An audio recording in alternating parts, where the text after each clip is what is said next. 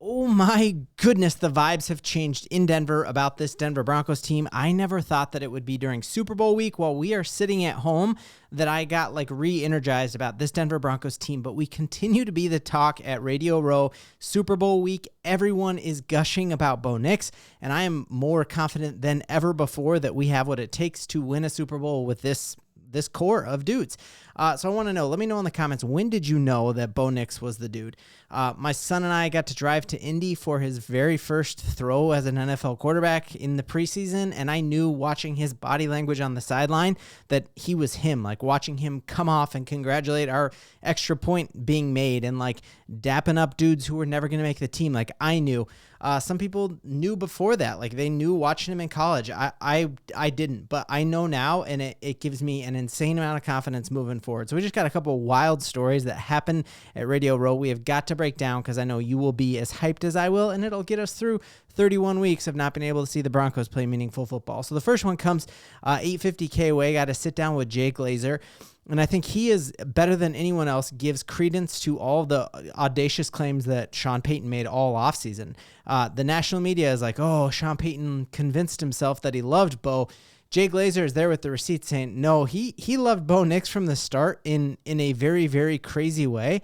And so I love that he's kind of the corroborating witness, giving Sean Payton an alibi that Sean Payton didn't just pretend to like Bo. He liked him all along and actually was paranoid how much he loved Bo Nix. Absolutely love hearing this story. Literally back then. It was funny too because what I'll do during the draft, I don't do mock drafts, and I'll do Fox Sports Radio. And he kept calling me, and somebody had gave him some bad information that the Rams were trying to trade up for Bo Nix. And I'm like, dude, they're not trading up for him. He was convinced, and he was driving me crazy. He was calling a million times. I'm like, bro, I'm telling you, you're good. Nobody in front of you has him. You're good. So Sean Payton was so insanely nervous that Bo Nix was going to get snatched out from under him. He didn't luck into him. He's calling his buddy in the media who's very plugged in, who just predicted Russell Wilson's done with the Pittsburgh Steelers. Jay Glazer is very plugged in. And he was so paranoid that Bo Nix was going to fall away from us that he's kept calling him and saying, hey, should I go to his house and surprise him when we draft him? And I just love the fact that Sean Payton doesn't have to hype himself up about Bo Nix. He was in love. And then even just hearing Sean Payton kind of say that Sean actually was on part of a vacation with Bo Nix and our whole quarterback room with Sean McVay and intentionally kept Sean McVay and Bo Nix out of the same room. And that was probably a joke, but he doesn't even want Bo Nix talking to other coaches now because he is so territorial about the quarterback that we have, and that has me wildly hyped. Then hearing other quarterbacks like Michael Vick come out and be Bo Nix is actually him. I think Bo Nix is a great quarterback. When you under a guy like Sean Payton, you're going to get a lot of offensive concepts that just make sense to you. So, again, another dude who does not have a dog in the fight. I'm sorry, that was a bad analogy to use with Michael Vick, but he has no reason to say that. No reason to say it. You hear all of these same people when they're asked about Caleb Williams. They don't gush about him. When they're asked about Drake May, they don't gush about them. Look at any of Patriots media or any of Bears media. You don't see other top-tier quarterbacks, top-tier plugged-in sources just gush about him. Seeing Dan Orlovsky go on a walk with the DNVR guys through Radio Row and points out something that I think is very, very telling about Bo Nix. He talks about his accuracy, his arm strength, all of that on par with Drew Brees, and then brings up this fact that I think is a very under-the-radar fact that Bo Nix has that's going to be crucial towards his development. A lot of intellectual strain on Sean Payton's quarterbacks at the line of scrimmage, long play calls, all that. So he goes on, he's like, he doesn't just have the physical tools that it takes to succeed in Sean Payton's offense. He also has all the mental tools, coming in as an older rookie who only cares about ball. He already found his girl. He is married. He has a house. He doesn't go clubbing. All that was in his backpack was a ball to roll out his IT band, a lacrosse ball, and a bunch of pairs of football cleats. He cares about ball and has the mental acumen from his dad being a coach and being around the game his whole life to do what it takes. And then watching Stephen Colbert had Drew Brees on, who just broke down how in-depth the Sean Payton play is, and this was wild. Let's see if we can keep up with Drew Brees and Colbert talking about what all goes into a Sean Payton play call, and I've watched this 25 times, and I still get lost. Let's see if we can keep up with it, and just realize Bo Nix does this exact same thing 30, 40, 50 times a game he has to do this, and he did it as a rookie. He had more passing yards as a rookie than either of the quarterbacks we were about to watch on Sunday. So he's doing this very thing multiple 10, 20, 30 times a game, and it's wild to see out of a rookie. Green left twin nasty. So, okay, we got green left twin nasty. That's going to be the formation that dudes are coming out on. Green left twin nasty is the formation.